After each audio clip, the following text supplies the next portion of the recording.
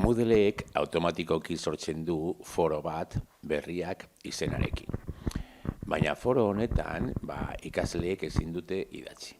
Bueno, foro bat, badakizu nola funtzionatzen duen, behar bada, sakatzen badugu foroan, hemen eztabaidak sortu ditugu, eztabaida desberdinak, gai berriak edo gai batzuei buruz, gai bat sortzeko bakarrik egin behar dugu gehitu gai berria, gero ikusiko dugu, eta gero hor hasi, partekatzen ideiak edo. Baina ikusten badugu ikaslearen ikuspegitik, hemen ikasleak ezin du idatzi.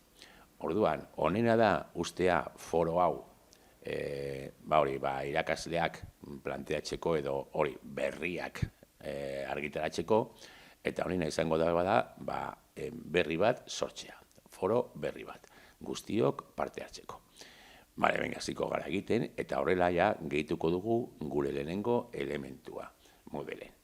Beti bezala, lehenengo gauza izango da aktibatzea edizioa, eta hemen kokaturik jarriko dugu, orokorrean jarrita, gehitu jarduera edo baliabidea. Leiho hau gero ikusiko dugu, lasaiago, baina orain joaten bagara hemen guztiak ikustera, hemen agertuko zaigu foroa. Sakatzen badugu foroan, emango diogu izen bat, adibidez, zalantzak,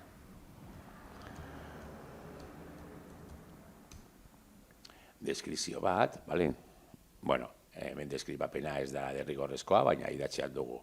Hemen gure zalantzak partekatuko ditugu, eta bestea utziko dugu dagoen moduan, ez dugu kituko, eta gorde eta itzuli ikastarora.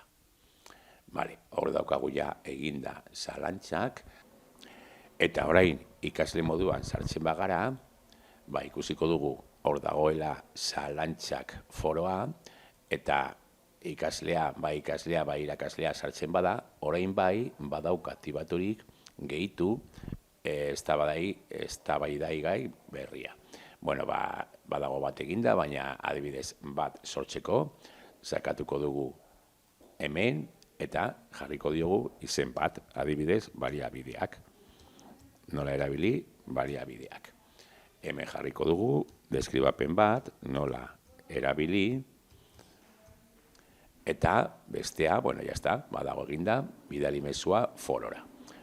Hemen sortu da eztabaida berria, baliabideak, eta eztabaida horretan baten batek zeozer partekatu nahi duenean, bakarrik sakatu behar du bertan, eta hasi, jartzen galderak edo zalantzak edo horrelakoak. Hemen badaukagu erantzuteko, eta jartzen badugu erantzun, hemen hasi algara egiten eztabaida bat, gai bati buruz. Planteatuko dugu gure galdera, eta forora bidaliko dugu. Hemen bertan gero, joan alda erantzuten, bakoitzari erantzuten, eta eztabaida bat sortzen.